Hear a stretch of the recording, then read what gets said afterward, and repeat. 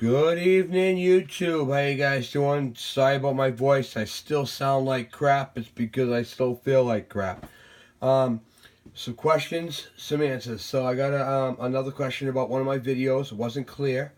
He brought it to my attention, and I'm here to help him out. Because that's what I do on my channel, as I help you out. So my job is simple. To give you guys the most information, the proper tools, the proper way of doing things, or the best way that I would do them. Okay? So tonight I'm going to get into this. It's going to be a little bit, what do you call it there, kind of all over the place. I apologize, but I'm going to explain. Okay, so what you're looking at right now is a 2000 Kawasaki KE100 motor. This is actually my 102 build I'm working on. But because it has a CDI ignition, right here's a CDI, I'm going to use this one as the dummy because it's in the house. Okay, so basically this is a 6-volt system, and I was talking to you guys before about converting it over to 12 volt. Now I did a 12 volt conversion on the points ignition, and I basically just gave you a quick briefing on what you had to do. So I'm going to get into a little better detail and some of the proper tools you're going to need to do this. Okay, and some of these parts you're going to reuse again. So, this whole magneto plate is called a magneto. These 3 poles right here are your charging coils. These run your headlights, they charge your battery, and they operate your brake light, your gauge lights, all that type of stuff, except for your ignition. These do not power your ignition. You could literally take these off the bike and throw them in the trash and run your bike perfectly fine just using this coil, because this is your CDI. This is your charge coil for your CDI, which happens to be 12 volts on this particular bike. Now on the on the points ignition is actually 6 volt. Excuse me. So the parts that I'm using tonight, I'm not taking this physically apart. I'm going to explain to you how to do it. And it's real simple, and I'm going to show you what they did and how to do it and blah, blah, blah. So the only parts you're going to need from a Yamaha Moto 4, okay, is the charge coil and the voltage regulator. That's all you need to do to make this bike a 12 volt bike. It's real simple, real easy to do.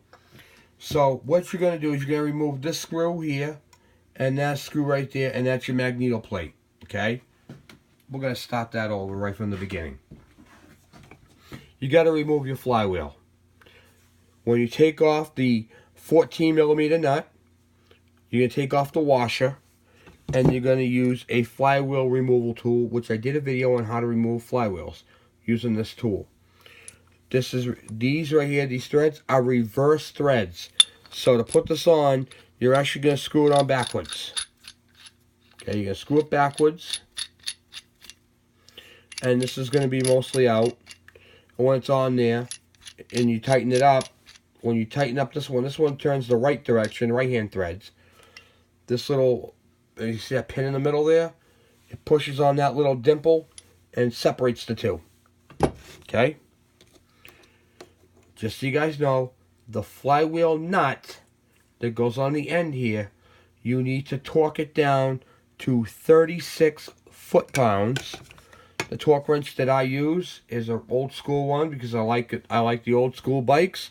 I like the old school tools. And it's going to be one notch above that, 36. Okay, this is 35. Next will be 36. Okay? And that is how you torque it. Do not use a torque wrench to take the nut off. It's not good for your torque wrench. Use a regular conventional ratchet. Okay, 3/8. Do not hammer on the flywheel to pop it off.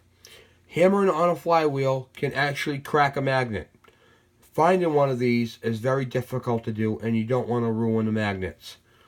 Now, there are 2 types of flywheel. A 4-post flywheel for the CDI ignition, or the 3-post, which would be for the points ignition. They are not interchangeable. Your point's right on that cam. There's a cam right there. It's oblong. There is no cam on this one. It's just straight steel. That's the difference. Okay, so moving on. So now we got the flywheel off. This coil right here, you're going to leave this one alone. You're not even going to touch it. Don't even look at it. Leave it alone. Don't touch it. Okay, you're going to remove this mount right here after you pull the plate off. So you're going to remove your top bolt and your bottom bolt. For that, you're going to use the impact driver. I showed you what that was on one of my other videos. And it's a real simple tool to use. This is what an impact driver looks like. You're basically going to stick it right on the bolt right there. You're going to twist it in the direction you want to turn and whack the back of it with a hammer, and it will shock these loose. Okay? Bang. Shock it loose. Okay? Now, these are Phillips number 3 screws. So you cannot use a screwdriver like you would normally do a number 2 Phillips. You can see there's quite a bit difference. Okay? So, use the proper tools. You need a number 3 Phillips head screwdriver to remove these 2 screws properly. If you try using a number 2 Phillips, you're going to strip them out and you will not get them off, and it'll be a pain in the neck. So, make sure, and now if you have a screw that's been previously taken off and it's a little, what do you call it there? It's the threads are, you know, the star pattern is, the Phillip out of it's a little messed up. Simply take this off, stick it on the bolt, and this is raised. You can actually tap that with a hammer. Just give it a couple of whacks with a hammer so you can grip it. Then put the impact driver on it, and you'll be able to take them off. Okay, so moving on from that. Now we got the 2 bolts out, and the magneto plate is off. What you're going to do is you're going to remove these 4 screws. They're right in the middle, just 4 screws, and that's going to separate these 3 coils from the plate. Here's the problem. When you pull that off, the wiring in the back is in this nice, pretty plastic casing. You are going to have to cut back the plastic. Okay? It's inevitable. You have to cut back the plastic. And then on the stator here, okay, there is only 2 yellow wires. Okay? Just 2 simple yellow wires right there that come off that. Cut them as close as you can. Discard this piece right here. Take it off. Take off the 4 screws. But keep 2 of the screws out because you're going to need those. So take all 4 screws out. Take this piece off, the 3 posts. Cut the two yellow wires. Do not cut too much of the insulation back. Okay, which will be underneath the plate. Just so you can actually, I don't know if you can see or not. See if I can focus you in. You can actually see right in that hole the 2 yellow wires. Just snip them right there. Okay, you see the 2 yellow wires in there? In the hole? Cut them right there, and then this piece right here will come right off. Okay? Now, you're going to end up reconnecting those yellow wires, but not to that stator. So let's see if we can shrink it back down here. Here we go. Alright. So, now that you got this piece right here off, and you got your 2 yellow wires cut, which is real simple, you're going to take the 2 yellow wires and you're going to strip one end of them. Okay? When you're stripping wires, always use wire strippers. Don't use your teeth. Don't use a razor blade. Use the strippers. Select the proper size for the wire. Okay? In this case, it's going to be, I would use the 16. Strip them off. Because you don't want to cut when you're stripping wires. Okay, actually, it might be a little small. I'm sorry. Yeah, 16. Crimp it in. Tight. Pull. and it should look like that, okay? You don't want to cut into the, what do you call it the wire itself. You just want to cut the insulation, okay? So, what you're going to do is you're going to connect these two yellow, this is on the Moto 4 coil. You're going to connect the white wire to one of the yellows, and the yellow and red, the yellow wire with the red stripe, to the other yellow wire. Now, here's the problem. You have two obviously different wires going into two of the same wires. What do you do? Well, I'm going to show you what you're going to do. You're going to use a multimeter, okay? And for that, you're going to put this on. I just use the diode setting because it has an audio beep, okay? Of course, my battery's dead. Oh, okay, yep. So hold on one second.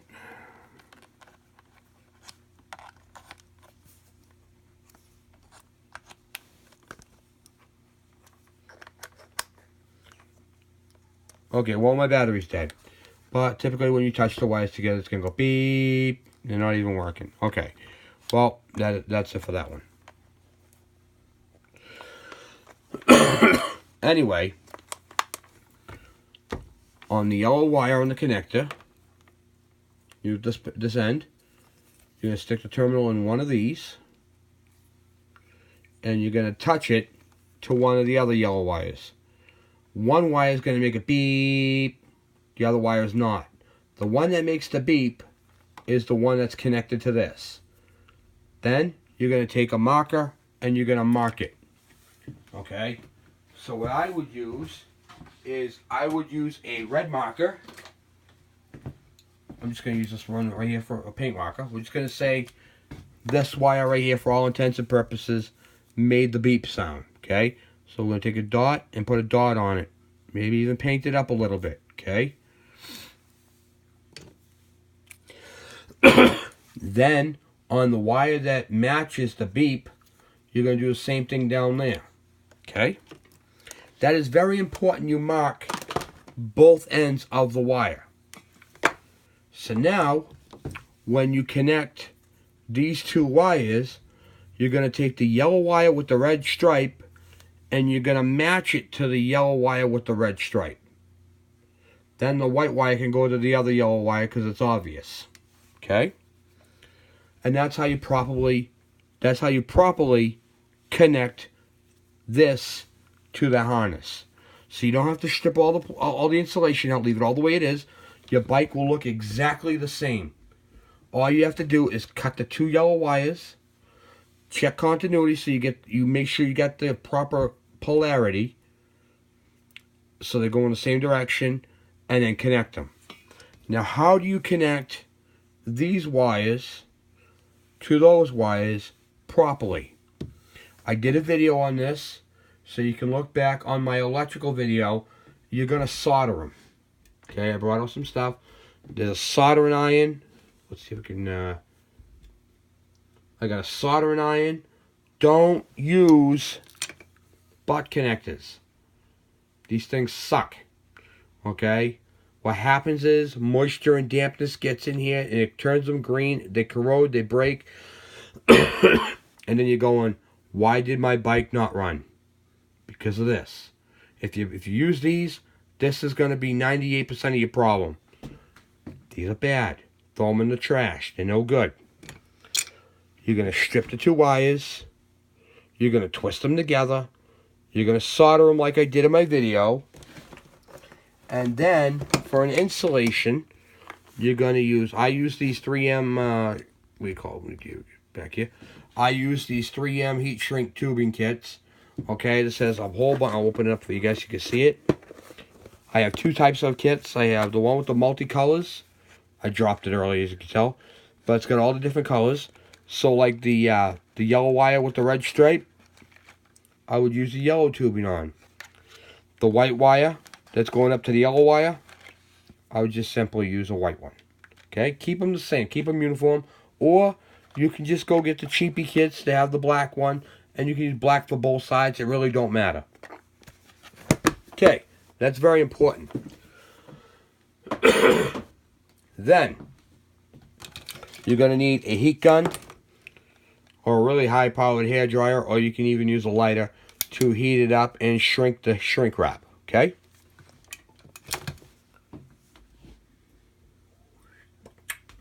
So now, at the engine, you have your 2 wires connected into your harness. So your wiring down here is all done. The next step. Now, you need to mount this. Okay, how do I mount that? Where's it go? Blah, blah, blah. Kawasaki did us a solid. Okay? Whether a lot of people don't want to admit it or not, they figured everything out. Okay? In fact, at one point, I think they were going to even do this. I don't even know why they didn't.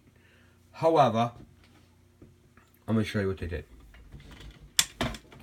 Okay, I showed you guys this in one of my other videos.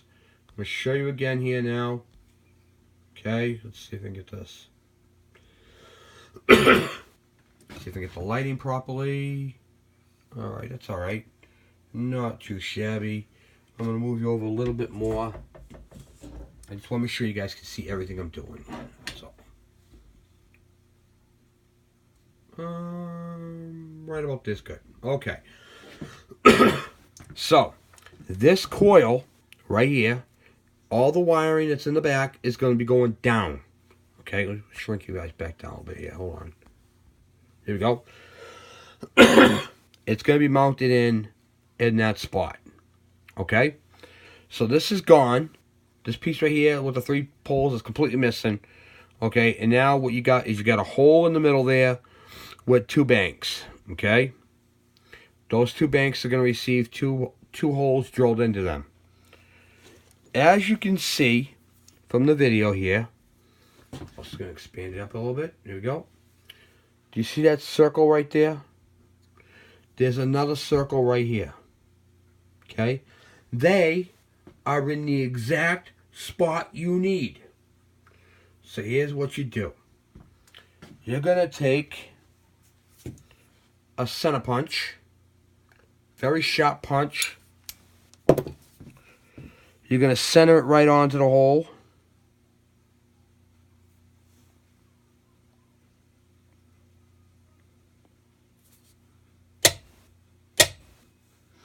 Alright, you're going to make a little ding in it. Okay? And then you're going to go down to your bottom hole there.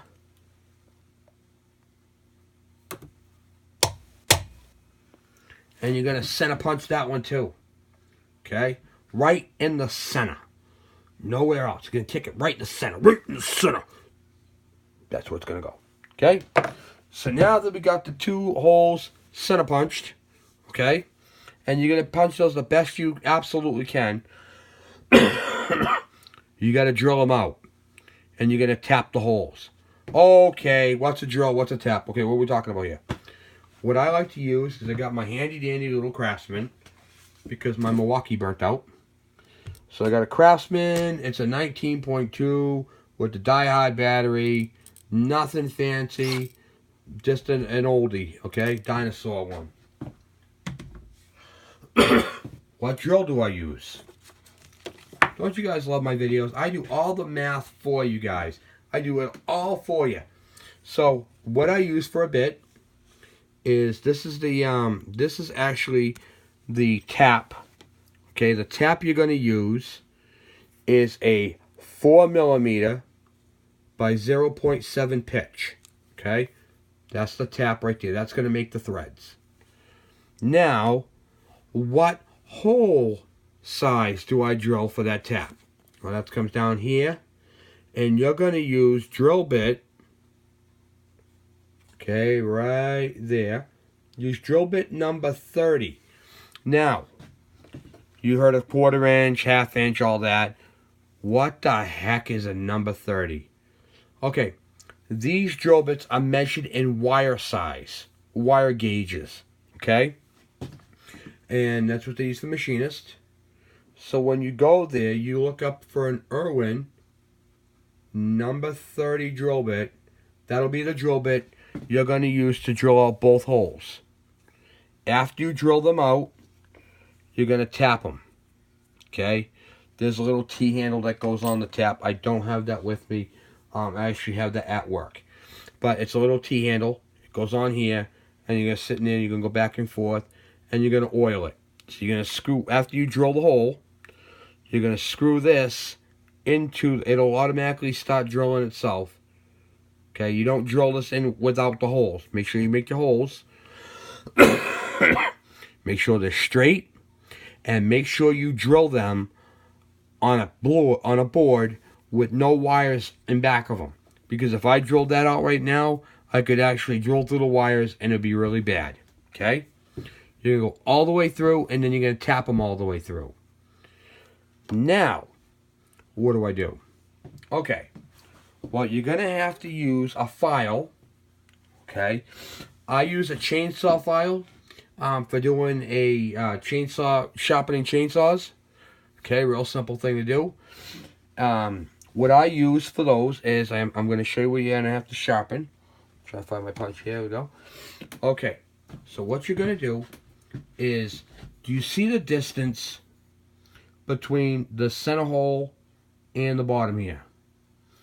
That is not big enough. I mean, that is too thick to put the coil into. Okay? You're going to have to take it down a notch. So you're going to want to grind it. You're going to give yourself a little bit of margin from your hole. About 1/8 of an inch down from the hole. You're going to grind all this out. And you're going to do that down bottom as well. Okay? You're going to take the plate, the aluminum plate off. You're going to file it down. Not up to the hole. Make sure you have a little bit of a margin. What is a margin? My finger is the hole. Here is the where you need to grind. You want to bring it down so there's a little bit of a gap. Okay? You don't want to go all the way up to the hole, obviously. So, then your 2 holes will be drilled. You'll be grinding off your aluminum. And then your holes will be tapped. Now, here's the beauty part of this whole thing. Okay? These 4 screws that you've taken out are the same size as the holes you just tapped. So now, you can screw, using the screw from the old magneto into here and screw this right to the plate. It's that simple. Okay? Now, after you get it all screwed on, your plate's all set. You get your plate back on. You're all soldered up in the back. You got your heat shrink on. Your wiring still, you haven't touched your wire. It's still there. Now, you only got one thing left to do. Put this all back together. And then at the other end of, oh, let me shrink it back down. Oh, I don't want to do that. Let's get out of that. Okay. At the other end of the wiring harness is this piece. This piece plugs into your voltage regulator. All you need to do is cut the connector off at the regulator. So you're going to leave a pigtail. Okay, so it plugs in. You're going to take the plug and about 2 inches of wiring. Okay, that's all you need to do. Now you're going to solder that plug to these 2 wires right here. Let me just take this insulation off here. See what I'm looking at here. Okay. So now you'll notice on the regulator it has 3 wires. Okay. So you got to plug it in. You're going to plug it into here. That wire that you marked red, you're going to follow that. Say it's this top one. Okay. That top one is going to be the yellow with the red. And then you're going to solder that connector onto this. You're going to match it up with the white wire. Okay? Once those 2 wires are connected into the connector, actually the yellow with the red will be at the bottom. Okay, either way. As long as they're in the right spot, yellow and red together always in white and yellow together. Okay. Then you're going to have this red wire. This red wire is going to go up to your new 12 volt battery. Okay. That's it. That's all there is to it. You're going to have to make a little plate, and like a steel plate that goes a little bigger than this regulator, and drill some holes in it and mount this to the plate to mount up where your old regulator was. This is actually smaller than your 6 volt regulator, so you're going to have to make a couple of brackets. But just match your wires. Your yellow and red wire are going to go from your regulator to your harness all the way down to the new stator you just mounted. You want to make sure that that yellow and red wire are connected through the harness and up to the coil from your regulator. Same thing with the white wire. That's it. You're just looking at 2 wires. Make sure they're in the same spot all the way through the harness. Mount your regulator. This is going to go up to your new battery. You're going to have to change all your light bulbs. No light bulb that's 6 volt. The minute you start this thing up, you're going to be blowing bulbs. Everything's going to be extremely bright for a second, and then they're going to be pop, pop, pop, pop, pop. Okay? And you're going to have to modify or replace your headlight with a 12 volt headlight. A lot of people go on LED on them. Okay? That is pretty much it. There is nothing else about it. I went over how to mount it, the drill bit to use. Use the video as a reference. What tap to use, where you can keep your screw from. And your torque on this is 36 pounds on your flywheel nut. This is a 14 millimeter, not a 19/16. I mean a 9/16. If you use a 9/16 on this, you can round the head on them, and then the nut becomes junk. Okay? Be careful you don't over tighten the nut, because if you over tighten the nut, it'll flare out and it will be bad. So, I hopefully, with this video, is a touch-up on the other video I did. And hopefully it shows you guys how it goes. I do a lot of conversions on these things. And it's really simple. This one right here, I'm not exactly sure if I'm going to keep the 12 volt system. I don't know. I might keep the 12 volt. I might go 6. I don't know. I like the 6 volt because it simply works. And this bike right here, I don't really ride at night. I ride my Yamaha Virago 1100. But I don't know. I don't know. So I got some other modifications to do to it. But that's pretty much it. Oh, and I wanted, why I have this video going, I want to talk to you guys about the high compression head that I use. Okay? I haven't used it yet on the motor long enough, but I wanted to talk to you guys about it. The cylinder head that I'm using is off of a, what do you call it there? Hold on one second. I'm just moving some of the stuff out of my way here so I can do what I have to do here. Okay. So, the cylinder head that I'm using on this particular bike is off of a Kawasaki Trail Boss 100. Okay. And I noticed something the other day that the Trail Boss does not have, and it needs to be done to this head. Okay, this head's still bolted on. I haven't done it yet, but I'm going to. All right, and it's a modification that you're gonna want to do for proper cooling. All right. So if you look on the back of the cylinder head, and I'm on the cylinder head, but on the jug, okay, you'll notice that the coolant fins go straight down, and then you have these are horizontal. These ones are vertical. Okay. Technically, the diagonal because they're at an angle, but for all intents and purposes, they're horizontal. These back ones here are vertical. Okay. Now, on the back of all the Kawasaki heads, they have coolant relief holes. See the holes drilled right there? That is so the air coming over the head, can go down and cool off these back fins. If you do not put relief holes in the aluminum for the air to go travel down, you could end up with the back of the cylinder hot spot. Okay, just so you guys know, I'm still working on all the modifications to this motor yet, so I just wanted to share that with you guys and get that out there.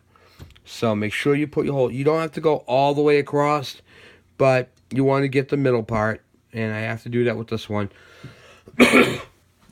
Just so you have the proper coolant, because on the Trail Boss 100, I believe, I don't remember 100%, but I believe that the fins on the back go horizontal as well. I'm 99.9% sure they do. This one happens to go horizontal only in that spot. And you don't want to make a hot spot. The nice thing about using the KE100 jug with the Trail Boss head, they're both the same material, so they heat up the same and all that type of stuff. So, but I wanted to show you that. So make sure on the back of your head you put the holes so it can get the proper breathing. And that's pretty much it for that. And a lot of people want to see how the carburetor looks on the motor. I'm not done. I have to do some modification to the side cover, but they want to see how the carburetor would look on this particular motor. So I figured I'd throw it on real quick. This is the carburetor for the AC100. Hold on one second. I gotta get this into the right spot here. Let me get that down so you can see what I'm doing.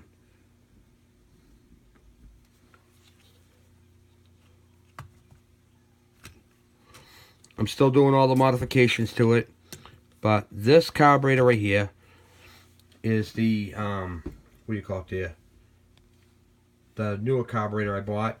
I am still working on the what do you call it there? The power jet, which is gonna be on the other. This actually goes on the. This is gonna be flipped around on the other side, but that's basically what it's gonna look like right there.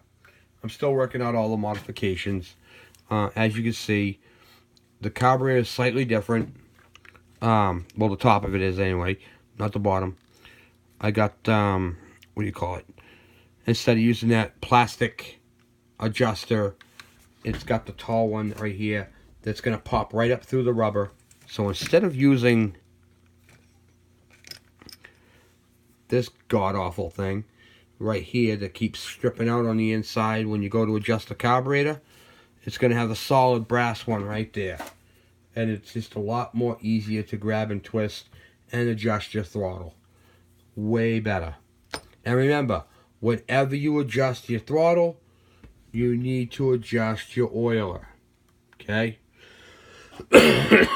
Keep that in mind. So, that's pretty much it for that. So, the nice thing about this carburetor, I love this thing. It's got the drain at the bottom of it. I can pull it off. It's got the, you know, and it still has the rubber boot that goes in there. Also, too, is I'll be able to monitor my fuel level just by looking at right here, because there'll always be fuel in that tube, because it's going to go up to that power jet. So, there's really no more lean conditions, and I also changed the needle. This is the needle right here. The taper of it's different. The needle that I'm using is for a Suzuki DS80. It's going to richen it up a little bit. But the way I have the system is it's not going to be too rich all the way. You know, I'll have to explain to you when I do it. I'll do a video on that as opposed to trying to explain it the way it is. But there's really not going to be a lean condition on this bike unless I lose a seal or a gasket. And then basically when the air travels through, the main jet. I've got different main jets, and I got some big main jets in this. It's some crazy stuff. And I'm also going to do I'm going to use one of the factory low compression heads on one of the motors. Where are we going here? Trying to figure what I'm doing here. Come on. Here we go. Come on, focus in. Here we go. Okay. So I'm going to be doing you guys are going to love this. I'm going to use one of the factory KE100 cylinder heads on one of the bikes this summer. And they make an electric turbo. I don't know if you ever heard of these things. It basically will bolt right on here. It's got an electric 12-volt motor with a hamster wheel. And it basically force feeds the engine air. It allows you to run a bigger bike, a bigger jet. And if you do your exhaust modifications properly, you can get more power out of it. I can't do it to this motor because I have a high compression head. So you don't want to put a turbo or any type of boost on a high compression head because you'll just detonate the motor. But we can do it on a factory low compression, and it's a cheap build. So I'm going to be doing that this summer as well.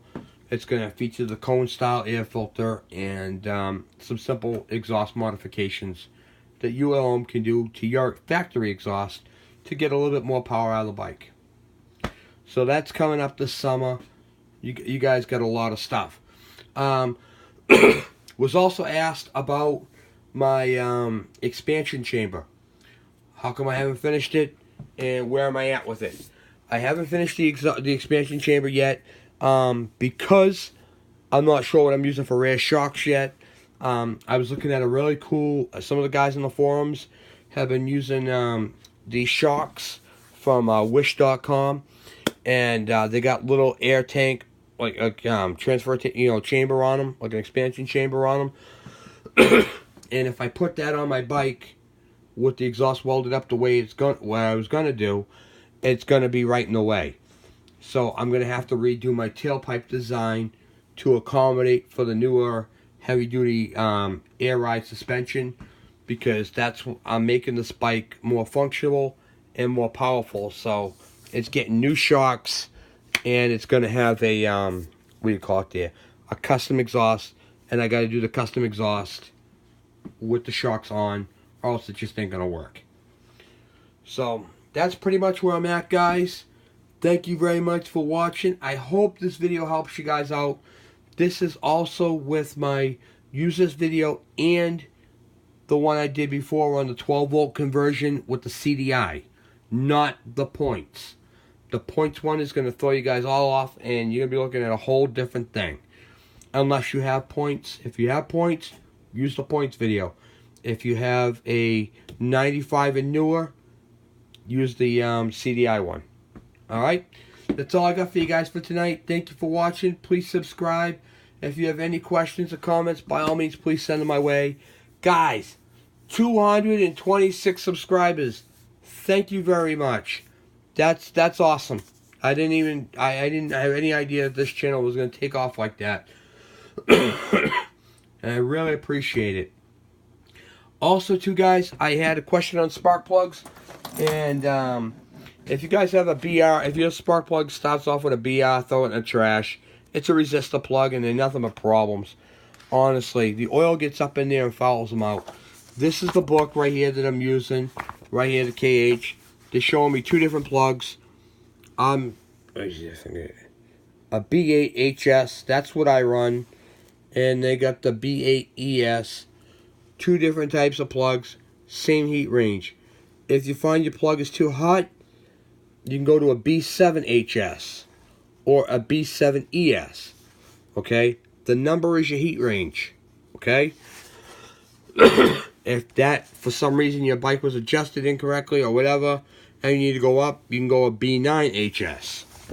Okay? You can go up or down. I got a lot of questions about pulling spark. I don't know why you'd want to, but pulling a spark plug wire off while the engine's running. They do make a tool for that. And this is what it looks like. Okay, it's just basically a pair of pliers made by KD Tools, and it's got little rubber insulators so you can grab the boot and pull it off. This right here is what you would use on a car or a multi-cylinder engine. I don't see the need unless you had your bike with all your kill switches disconnected, so you couldn't be able to shut the thing off. Then at that point you'd have to use this, but I really don't see the need for it. But I was asked a question, so I figured I'd throw it in there. Okay? So there's that. So tonight we covered tools and the basics about CDI ignition and what you're going to need to perform that job properly. Remember, don't use butt connectors. They're junk. What is a butt connector once again? It's this. Also too is when you solder, you don't need to use heat shrink. You can get away with using electrical tape.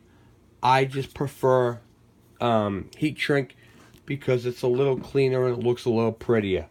Of course, when it's sitting in the back of a plate, nobody's going to see it except for you when you tear it apart.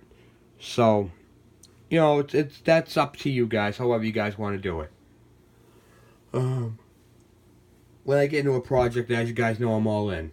You know, this is a new 16 tooth rear sprocket right here that's going to be mated up with a 50-inch rear, 50 tooth rear.